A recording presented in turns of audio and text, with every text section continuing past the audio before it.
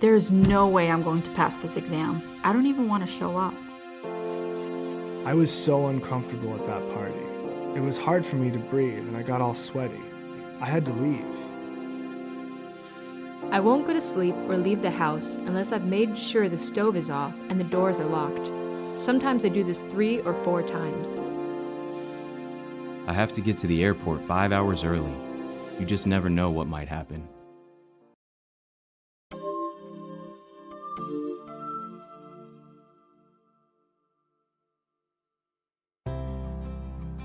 These are the voices of people who have experienced anxiety. Anxiety is a common reaction to life events, like taking a final exam or speaking in front of a crowd. But when it becomes really uncomfortable and makes day-to-day life hard to live, then it's a problem, or even what we call a disorder. I know. I've lived with anxiety for a long time. My own anxiety feels like it's about everything.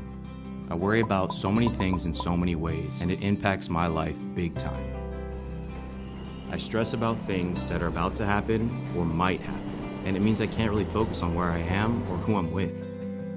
Sometimes my heart pounds, I speak really fast, and I kind of snap at people. My family gets really frustrated with me. When it's really bad, I have a knot in my stomach all the time. I can even feel depressed, and then I just want to be alone. I feel like if I do something, I'll screw it up or something will go wrong. So a lot of times, I'd just rather avoid it all. I feel so much better staying home and maybe having a drink.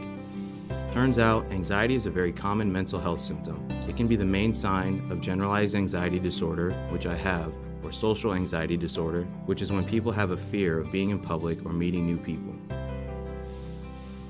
For those of us with social or generalized anxiety disorders, it's really difficult to live the way we want to live. Some people have anxiety about really specific things. They are afraid of heights, snakes, spiders, or something else. These are called phobias, and when people avoid these things, the anxiety mostly stays away. But when people can't avoid their phobias, it is a real problem. Some people experience anxiety and post-traumatic stress disorder, or obsessive-compulsive disorder, which can make people really overcome with anxiety. In these conditions, anxiety can be so intense that people are at risk for suicide, and they use alcohol or drugs to cope, and sometimes their lives feel like they come to a halt. I'm one of the lucky ones. My doctor told me how to get the treatment that would help me, and it did.